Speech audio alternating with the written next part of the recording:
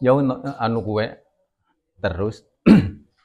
Assalamualaikum warahmatullahi wabarakatuh. Waalaikumsalam warahmatullahi wabarakatuh. Alhamdulillahirabbil alamin. Wassalatu wassalamu ala asyrafil anbiya'i wal mursalin sayyidina wa maulana Muhammadin sallallahu alaihi wasallam wa alihi ashabihi wa tabi'in wa tabi'ihim ila yaumiddin amma ba'd. Alhamdulillahirabbil alamin.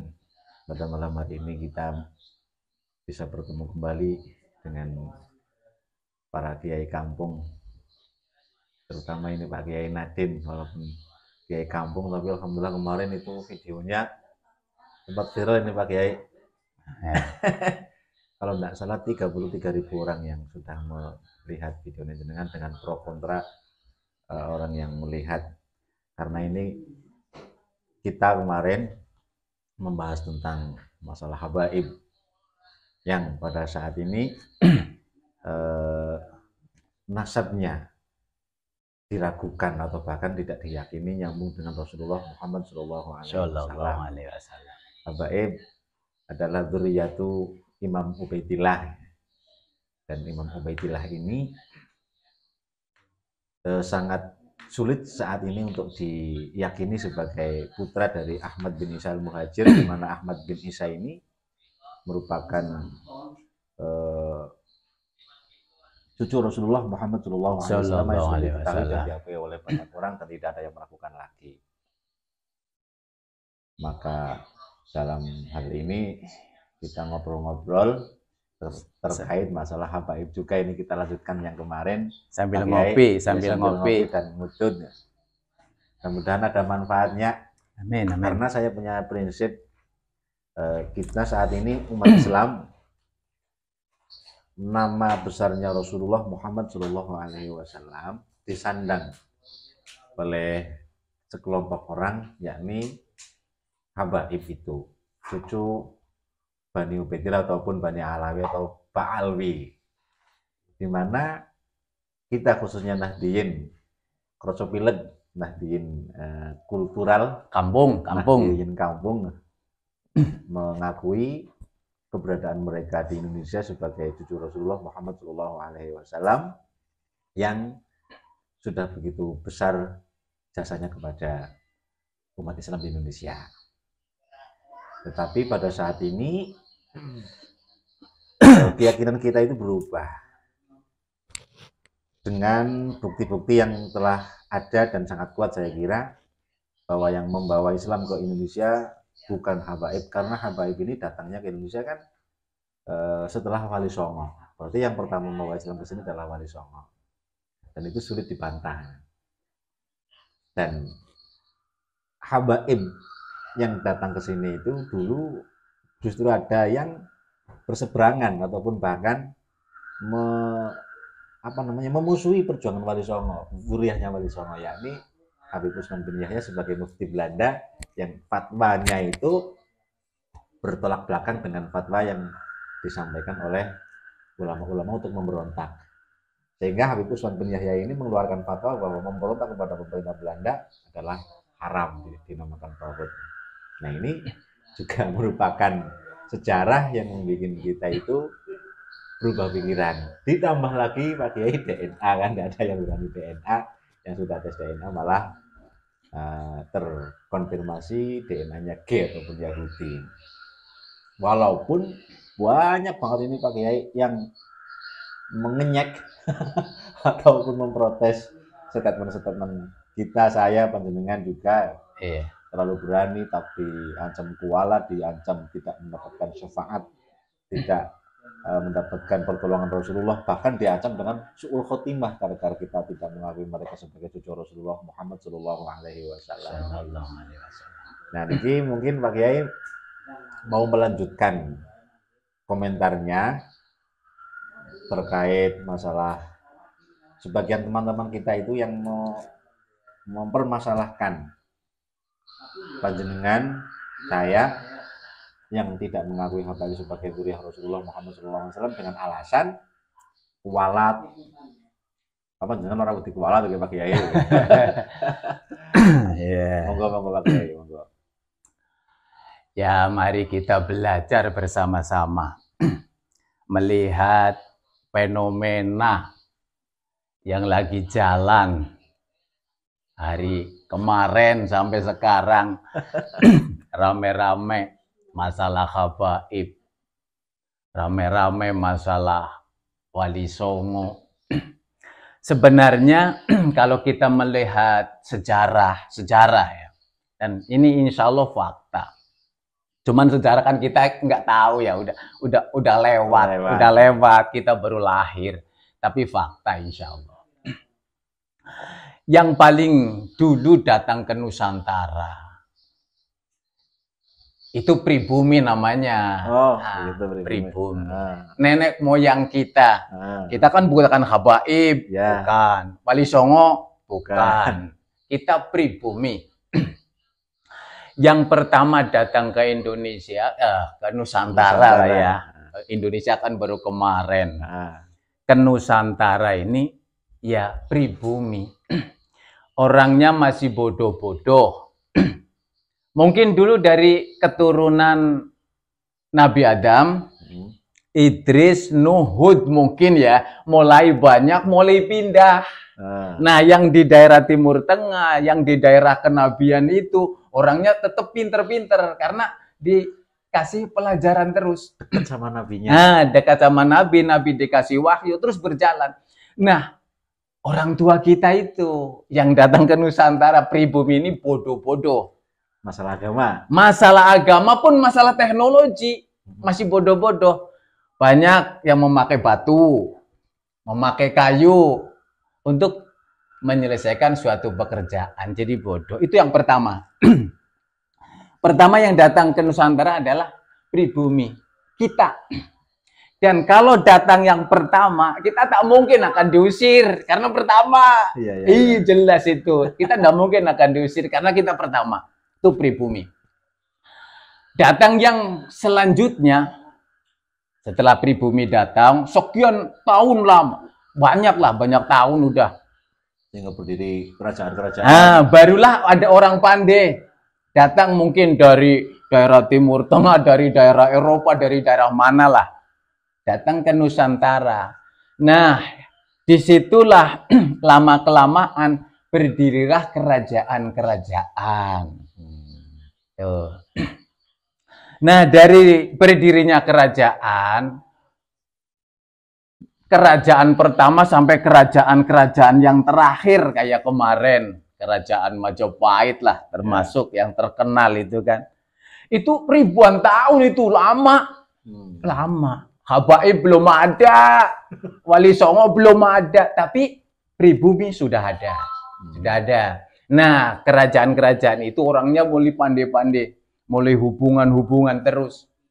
Nah, mulailah lahirlah Nabi Allah Muhammad Shallallahu Alaihi Wasallam yang sekarang jadi pengakuan kita. Nabi Muhammad lahir itu tahun 571 ya. Masehi, iya. 571 ya. Iya. Padahal Candi Borobudur itu dari sekarang 2000-an lebih ke sana. Sebelum ada Nabi Muhammad di sini sudah agama-agama Hindu sudah. Nah, dari situ mulai Nabi Muhammad menjalankan misinya, itu pun sudah istilahnya wafat. Baru anak cucunya, temannya, tetangganya mulai ada yang datang ke Nusantara. Itu pun belum Wali Songo, itu pedagang. Bukan habaib juga? Bukan habaib juga? Belum, habaib belum ada itu. Habaib, istilah habaib belum ada. Nah, dari situ lama-lama datanglah namanya Wali Songo. Datang.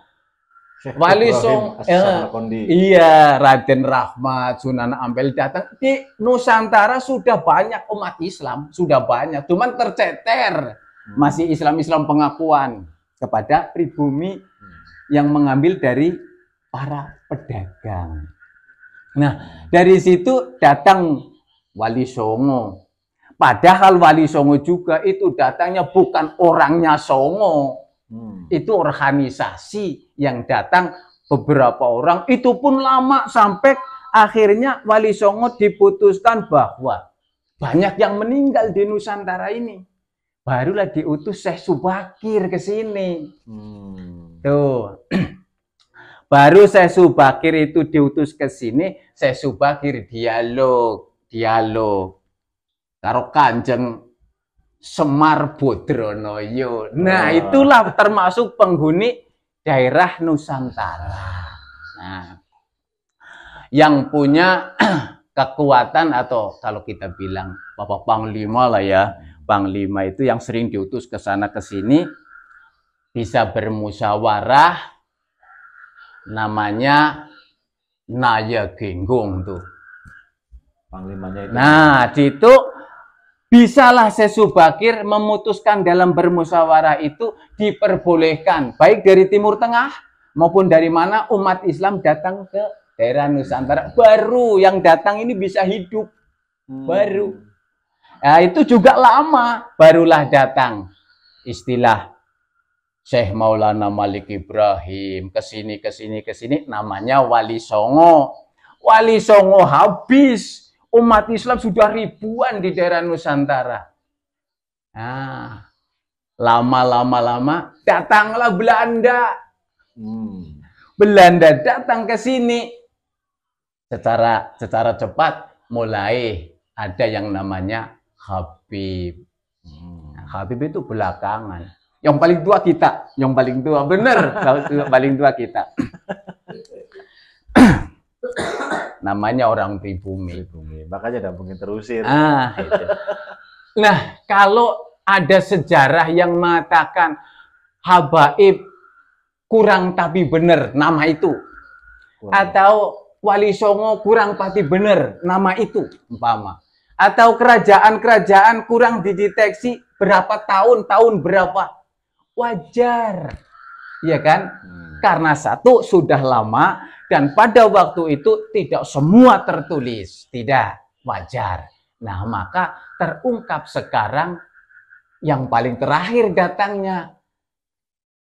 Katanya bukan dzurriyyah Rasulullah Shallallahu Alaihi Wasallam, yaitu para habaib. Kalau tesisnya Imaduddin, Kiai Imaduddin itu pakai ilmiah, membaca sejarah, membaca kitab yang apa namanya, kitab keturunan lah ya, kitab keturunan, kitab nasab dibaca, memutuskan bahwa habaib itu bukan keturunan Nabi. Iya, Nabi itu kalau versi daripada Kiai Imaduddin itu ilmiah. Ilmiah. Dan itu bisa untuk rujukan. Yang kedua, tesis atau apa ya, pendapat dari Gus Abbas, Pontet, Cirebon. Dia mengetahui bahwa itu bukan keturunan Nabi Muhammad SAW, para habaib, bukan dari ilmiah, dari orang tuanya. Masih kecil sudah dikasih tahu. Jadi kan lain, lain. Walaupun sama-sama benar, lain datangnya. Nah, kalau saya dari siapa itu? Dari siapa saya? Dari Kiai Imad, ya sedikit lah saya percaya Kiai Imad. Dari Gus Abbas saya percaya sedikit lah. Tapi saya juga punya modal sendiri. Punya data sendiri. Punya data sendiri. Apa nih Kiai? Datanya dari namanya Priboso. Pribahasa gitulah apa ya. Nah, pribahasa itu mengatakan kacang ki ora adoh kan lanjarane. Ya ngono kan? Nah, itu kacang ora adoh kan lanjarane. Buah jeruk jatuhnya tidak terlalu jauh dari pohonnya. Nah, selama saya bersama-sama dengan habaib, bersama-sama istilahnya dengan jeruk umpama gitu loh ya. Diteliti setiap hari, setiap saat. Kok kayaknya jauh banget dari pohonnya? Iya kan? Karena apa? Saya melihat, mendengarkan kiai-kiai yang ceramah di mana saja. Kalau Nabi Muhammad itu akhlaknya luar biasa. Jangankan kepada teman, kepada musuh sekalipun hebat. Itu kan bahkan Allah Subhanahu wa taala memuji. Innaka la'ala khuluqin azim. Nah, itu kan. Tapi lah ini kok mengaku cucunya kok jauh banget sih. Jauh banget bener. Itu sih dari pemikiran saya. Padahal ngapunten Kiai. Ya. Padahal jenengan sudah berinteraksi lama ya, Nggih? Iya. Iya. Bahkan saya pernah mengikuti kadang-kadang jadi Habib. Bener. Dan untuk mencairkan Habib itu. Mencairkan fulus maksudnya? Ya usahalah gitu maksudnya lah. Jadi saya juga ikut. Nah, bukan ngaku Habib, kayak seperti Habib gitu loh maksudnya. Dari tingkah laku, gayanya gitu kan. Pakai sorban? Enggak, itu enggak pakai sorban. Terus pakai biasa tapi gayanya yang lain gitu. Saya kan orang bodoh. Ya orang bodoh. Sama iya. Saya. Ikut Habib, saya kayak mengaku pinter. Nah, kan jadi hebat gitu lah. Nah, dari segi itu saya berpikir, kok ini kok jauh banget sih dari pohonnya, padahal Rasulullah diutus oleh Allah Subhanahu wa taala itu akhlak utusannya itu akhlak li utamima makarimal akhlak itu. Nah, apalagi kalau kita kupas kita sebagai orang pribumi, bukan hanya akhlak loh, akhlak datangnya dari Rasul, ya kan? Tapi kita pribumi punya yang namanya budi pekerti. Nah, itu kan.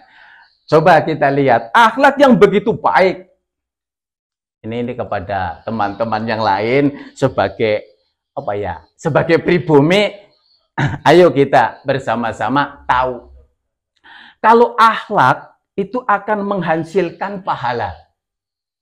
Tapi kalau budi pekerti akan menghasilkan bias budaya. Bias budaya. Nah, budaya kita adalah budi pekerti. Tapi akhlak bawaan agama. Nah, maka Rasulullah adalah akhlak. Tapi kalau kita lihat, kita di Jawa, di Nusantara ini, contoh, apalagi kayak, ya kita menyebut lah ya, kalau orang yang lebih rendah, kita sebut kowe gitu kan. Nah, kalau sama sampean, ada lain. Lebih tua, panjenengan. Nah, tapi kalau Arab semua pakai K. Ilaika. Orang besar pun ilaika. Nggak ada perbedaan. Nah, inilah kekayaan bangsa Indonesia luar biasa. Jadi dari segi itu kita melihat problema-problema yang sekarang ada. Apalagi kita kan sekarang melihat apa ya namanya, pengembangan kan sudah zaman IT sekarang ya. Kita lihat orang yang ngaji satu kali ngaji, kita bisa melihat di mana saja kita bisa melihat. Ada loh, ada orang yang ngajinya gini, umpama itu kata Rasul, az-zahir tadullu ngalal batin. Nah, zahir itu menunjukkan kebatinan. Ada orang di depan orang banyak korek ya, sambil medan, sambil ngopi ya lah. Malah sing protes korong rokok barang ngantuk lanjutkan pakai ya. Zahir kita itu mencerminkan batin kita. Nah, itu udah pasti Rasul yang ngoreksi, maka kita larinya kepada Rasul terus saja. Farudduhu ilallahi wa Rasul.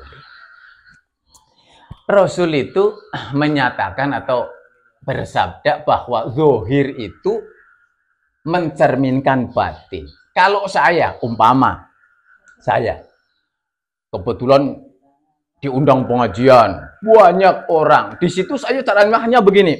Saya marah dengan sekelompok orang, saya marah dengan orang lain. Lalu ceramahnya begini. Iya itu tuh anjing tuh. Itu anjing tuh, babi tuh. Saya ceramah kayak gitu. Hakikatnya menurut Rasul, saya hatinya anjing. Iya bener. Hati saya yang anjing. Bener kan? Ya karena apa? Saja ngomongnya anjing. Nih, mohon maaf Pak Kiai. Iya. Potong Ria. Iya bener dah. Al-Zawahir tadullu alal bawatin atau al-zahir yadullu alal batin. Ya. Nah, ini itu kemudian ini kan salah yang panjenengan sampaikan beri kemauan. Yang panjenengan sampaikan itu kan memang oknum habaib ya, yang ceramah kadang sering keluar binatangnya kan, oknum habaib.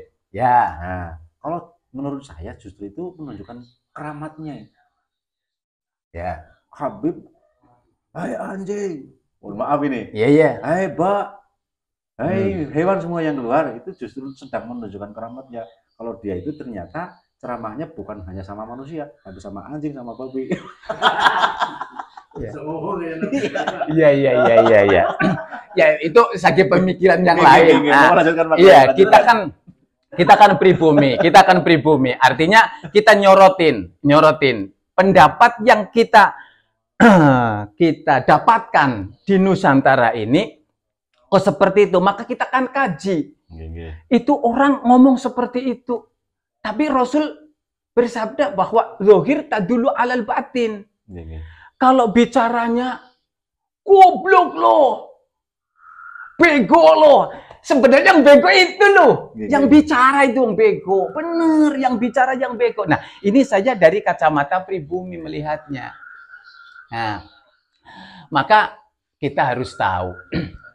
Begitu kita pelajari, siapa sih orang yang ngomongnya seperti itu? Kita pelajari. Kita pelajari, kita cari, ketemu. Kalau itu mengaku sebagai dzurriyyah Rasulullah Shallallahu Alaihi Wasallam, ya kita yang nggak terima, nggak terima. Jangankan kepada Rasul, kiai yang ada di Jawa saja, di Jawa Timur, kiai saya itu kepada santrinya bahasa, tahu bahasa sampean? Iya. Batir ngomong, yang ana karo sapa, kali sinten kan? Itu bahasa. Itu kiainya kepada santrinya pun bahasa. Artinya apa? Hebatnya seorang kiai itu dikasihkan kepada santri. Santrinya akan kembali kepada kiai, hebatnya seperti itu. Itu orang pribumi itu. Iya benar, orang pribumi itu. Nah, saya pernah ngaji sama kiai saya, Kiai Najmuddin Al-Hajj Bendasari Majenang. Begitu kumpul banyak orang, bisa 100 dalam satu qodiyah ngaji itu. Saya dites oleh kiainya. Ayo Nadine. Oke. Nah, saya Muni. Saya begitu dites, saya jawablah. Setelah dijawab, udah selesai. Begitu saya pakai tuding, selesai. Pergi kan saya. Begitu sampai di pondok, saya ditegur sama atasan saya. Senior. Iya, seniornya. Din, apa? Kamu tadi jawabnya salah. Oh, salah. Kenapa nggak disalahkan oleh Mbah Yai ya? Itulah kesopanan Mbah Yai. Kalau kamu disalahkan di tempat orang banyak, kamu kecil hati. Kamu kecil hati walaupun kamu salah. Itulah akhlaknya orang Jawa. Pribumi itu, akhlaknya sehebat itu. Nah, maka dari penelitian yang telah dijalankan, baik itu tes DNA mendukung, kemudian dengan adanya ilmiah mendukung, dengan adanya kabar yang turun-temurun itu juga mendukung, dan juga kita sebagai pribumi mampu membaca sendiri, dengan istilah peribasan itu. Nah, makanya kalau kita lihat bahwa kehidupan yang sekarang ini, kalau dibilang lagi rame permasalahan antar apa namanya? Ini kan sebenarnya 5 orang nih. 5 orang ya? Iya, yang bermain di sebelah ini ada 5 orang. Atau 5 golongan. Satu golongan habaib.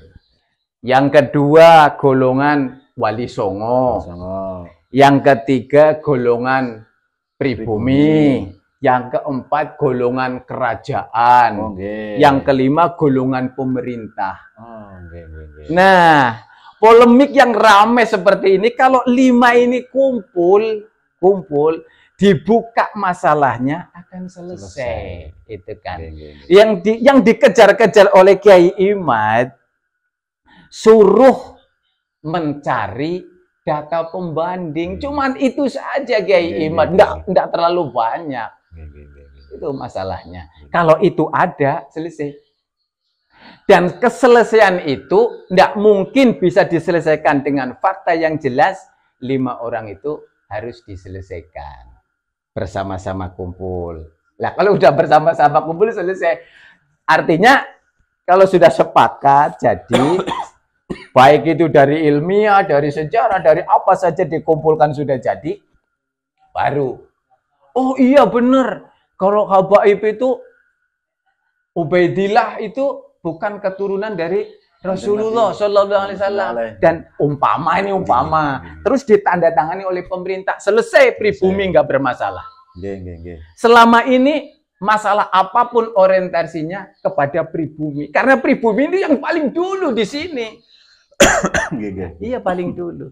Maka kita merasa risih, merasa ndak enak, karena kita ya buka. Kalau Kiai Imad bilang, Gus Abbas bilang dijajah. Ya kalau kita enggak seperti itu. Enggak terlalu keras dijajah itu. Kita ya bilangnya ya apa ya? Mana kira-kira ya? Kira-kira ngopi dulu lah. Dikerjani. Nah, begini Pak Kiai. Iya, akan seperti itulah kira-kira dikerjani lah. Ini sebelum Pak dengan lanjutkan. Iya. Ada sebagian dari teman-teman kita nggak tahu ini, karena ini kan yang komentar di video itu kan nggak tahu kan orang mana, pribumi apa bukan, kan nggak tahu saya.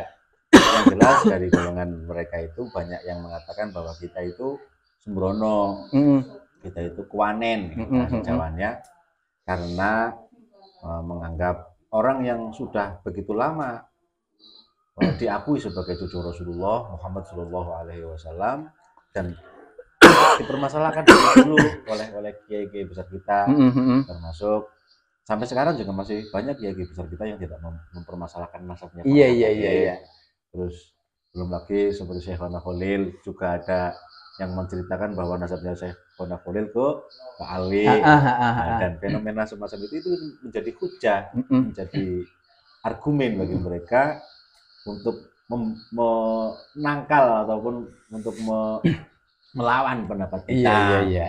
Nah, ada lagi yang mengatakan bahwa kita juga akan kualat dan ditakutkan, bahkan ini yang bicara oknum habaib, sebut saja Habib Jamal.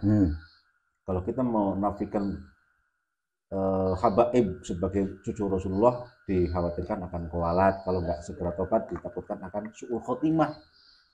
Nah itu kan menurut saya ekstrim. Ya sebenarnya menurut saya tidak ekstrim, biasa saja. Karena apa? Kita hidup kan juga sudah sangat lama. Padahal kita ketahui dulu sebelum kita dibikin oleh Allah, Allah sudah punya rencana mau bikin manusia sebagai khalifah fil ardi, ya kan? Itu diprotes oleh malaikat. Ya kan, wajar kalau sekarang pada protes, wajar.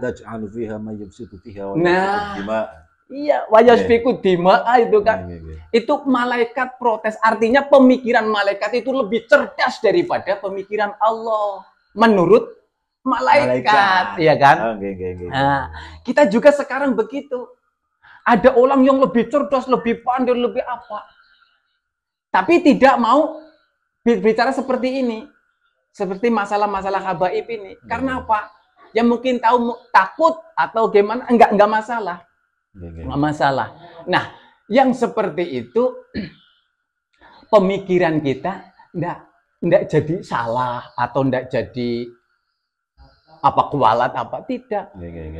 Masalahnya dari dulu Allah diprotes oleh malaikat, berpikirnya malaikat lebih cerdas daripada Allah, katanya kalau akan kelaknat, kalau akan kualat, malaikat dulu yang kualat.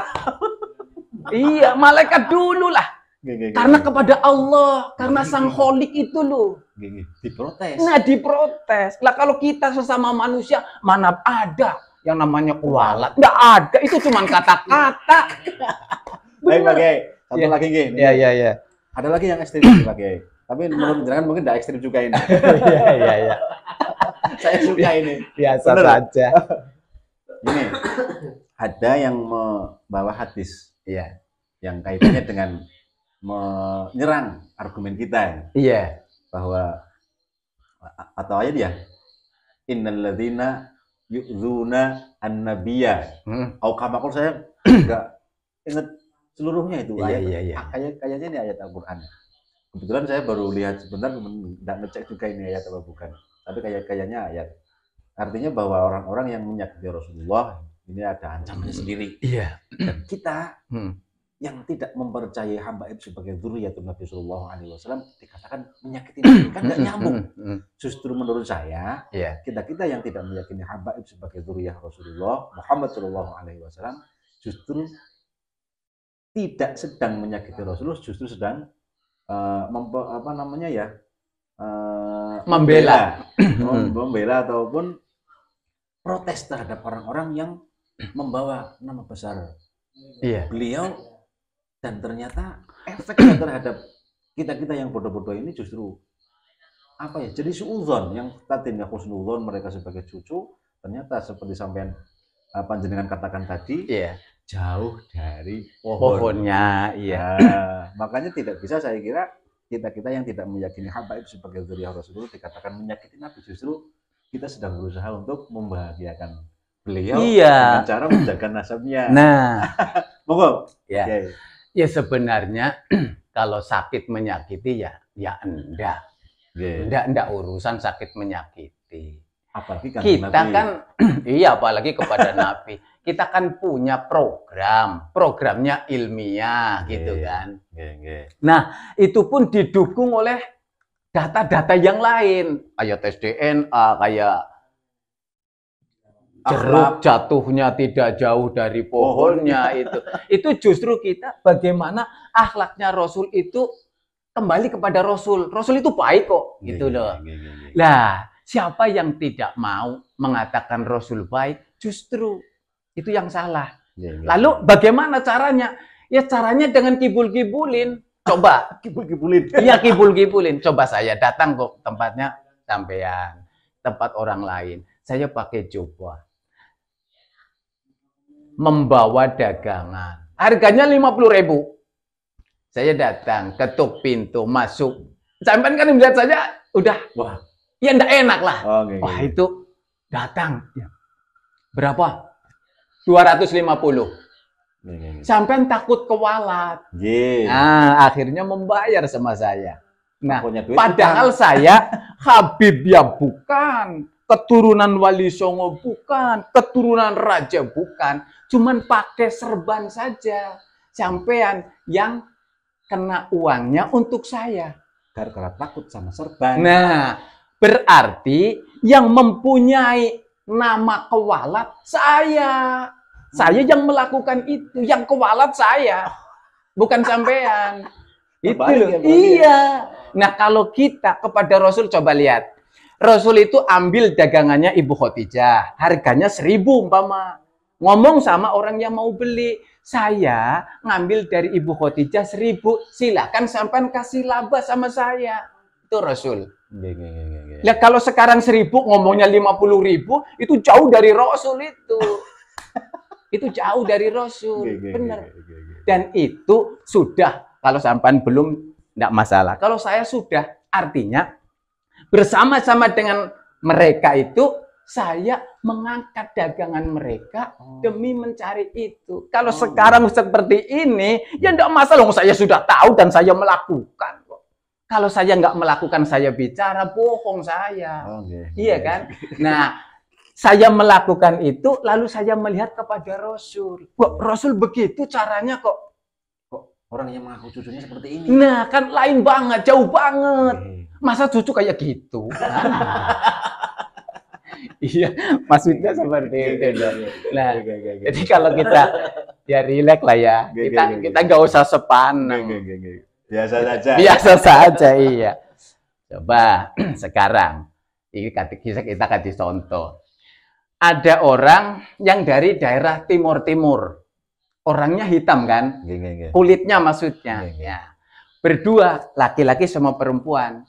Terus ada orang dari Eropa, bule kan? Berjalan bersama. Terus ditanya orang, itu anakmu apa bukan? Kalau ngomong, ini anak saya, semua orang pasti ketawa. Bukanlah, yakin, bukan. Asli bukan. Sebab apa? Warnanya sudah lain. Oh, iya. Berarti dalam kasus ini pun sama. Ada orang yang menanyakan, ada yang mengaku saya adalah putranya ini, cucunya Rasul. Ternyata jauh banget. Nah, itu. Nah, itu kan suatu contoh saja. Itu kan warna kulit, itu pun kita atau orang lain pun tidak mengakui. Karena apa? Masa anaknya orang yang kulitnya hitam, berdua, suami istri, masa anaknya putih kayak gitu. Nah, ada yang percaya, itu pasti anaknya. Karena apa? Karena dia tahu. Tahu apa? Anak itu baru saja dicat putih. Itu baru saja dicat putih jadi percaya. Seperti kejadian ini dari dulu abad ketiga sampai sekarang nggak ada yang komen, nggak ada. Nah, abad ke-10 kitab yang jadi rujukan dari sekarang ke abad 10 jadi rujukan itu dari abad ke-10 sampai ke abad 3 nggak ada yang bicara tentang masalah data banding. Itu sama seperti itu. Yai Imad nggak tahu bahwa itu dicat putih. Ya, itu masalahnya seperti itu. Jadi kalau orang yang percaya karena dia tahu bahwa itu anaknya asli, cuman dicat putih. Kalau aslinya ya enggak mungkin. Ya, kita kan percaya kan. Nah, kita kan apa ya? Namanya orang pribumi itu ya berkisah, bercerita, enggak pakai Quran hadis lah, pakai nalar akal saja. Karena kita sudah dikasih pengalaman oleh beberapa guru gitu loh. Maksudnya kita harus berbicara, harus logika. Tapi ini saya garis bawahi Pak Kiai. Ya, silakan. Saya minum-minum. Sambil minum. Nah, kita sedetail ini ya dalam menyikapi nasabnya para habaib. Itu saya yakin panjenengan juga bahwa kita tidak menafikan habib-habib yang soleh, tidak menafikan kesolehannya. Ada memang zuriyahnya Ubaidillah ataupun Bani Alawi ini atau Ba'alwi ini yang menjadi musannaf kitab seperti hanya Syekh Salim bin Sunir Al-Hadrami, kitab Safinah itu kan. Ada lagi kitab Sulam Taufik, kitab Tuhidul Mustarsyidin itu kan juga karangan-karangan dari kalangan mereka. Artinya kita hanya tidak mengakui bahwa mereka adalah cucu Rasulullah Muhammad SAW, yang artinya siapapun berhak menjadi soleh, tidak harus cucunya Rasulullah, siapapun berhak mengarang kitab, tidak harus cucunya Rasulullah, ya kan? Ya, seperti kalau halnya juga mujtahid empat ini kan, Syafi'i, Hambali, Maliki, Hanafi kan tidak ada yang cucu Rasulullah. Quraisy tapi bukan dari Sayyidina Ali kan? Ya sebenarnya masalah ini juga tidak kepada perorangan. Ini tidak. Umpama kita memusuhi satu nama, siapa itu? Tidak. Kita lagi ngomong. Ubaidillah itu nggak nyambung sama Rasul. Itu aja kalimatnya. Masalah kesini diperpanjang, ya orang yang mau perpanjang kok. Iya kan? Tidak ada panjangnya, tidak ada yang memperpanjang orang. Kita bicara Ubaidillah tidak nyambung sama Rasul. Gitu aja. Kalau yang merasa bahwa saya keturunnya Al-Ba'lawi, kita jadi musuh, ya tidak, itu no problem. Lagian kalau dikejar pun, apa yakin sampai anak cucunya dia? Apa yakin? Nggak tahu dia. Hidup kemarin kok. Nggak ada orang yang hidupnya sampai 200 tahun sekarang. Nggak ada.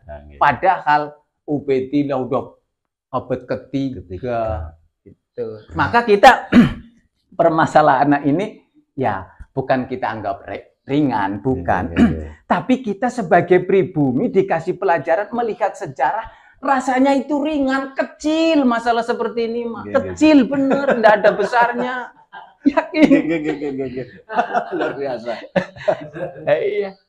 Masih berat bagaimana kita sholat menyontoh Rasul. Itu Oke. berat. Bagaimana kita sodakoh menyontoh Rasul. Itu yang berat. Karena apa? Yang diperintahkan oleh Rasul sholat, zakat, berbakti. Nggak ada diperintah urusan apa keturunan. Nggak ada itu. Cari hadis sampai nggak ada. Artinya Rasul perintah kalau kamu umpama kepada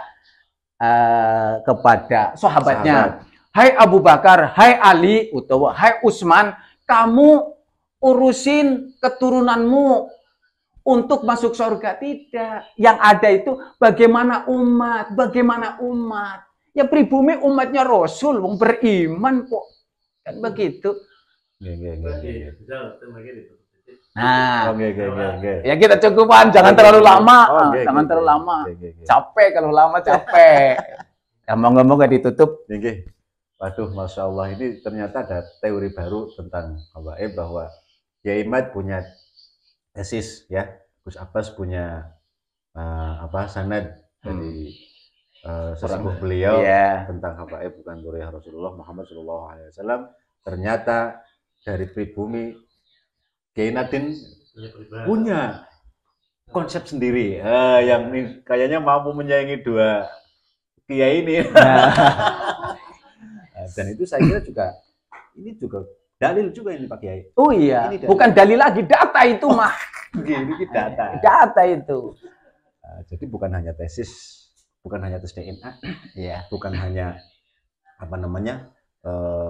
cerita turun temurun, tapi juga ada peribahasa, ada nalar orang Jawa, ada apalagi itu ya namanya ya pohon jeruk tidak jatuh terlalu jauh dari pohonnya. Nah, kalau sudah terlalu jauh, pasti jeruk tersebut bukan berasal dari pohon itu. Bukan itu saja, bisa busuk. Jeruknya bisa busuk terlalu jauh itu. Artinya nggak diakui lah gitu. Dan ini luar biasa. Alhamdulillah, terima kasih banyak ini Pak Kiai, ilmunya dan konsep-konsepnya. Mudah-mudahan bermanfaat untuk kita semua. Dan ini semua termasuk salah satu hal yang ya saya harapkan menjadi nilai plus sebagai bukti kecintaan kita kepada Rasulullah. Amin. Ya. Sehingga kelak di padang mahsyar kita akan bareng-bareng berada di bawah bendera beliau, mendapatkan syafaat, masuk surga tanpa hisab. Amin. Iya. Walaupun banyak nanti yang mungkin tidak setuju. Iya, wajar. Ra'yi suwabun yahtamilul khata'. Iya. Kami benar tapi masih tetap tidak menutup kemungkinan ada salah. Namanya manusia. Khota'un yahtamilul suwab, dan tempat yang lain salah tapi tidak menutup kemungkinan ada benarnya. Mungkin kita tutup dulu dengan doa. Allahumma ja'alna mimman yastami'una al-qawla fayattabi'una ahsanah. Allahumma arinal haqqo haqqan warzuqna ittiba'ah wa arina batilan warzuqna ijtinabah. Amin. Assalamualaikum warahmatullahi wabarakatuh.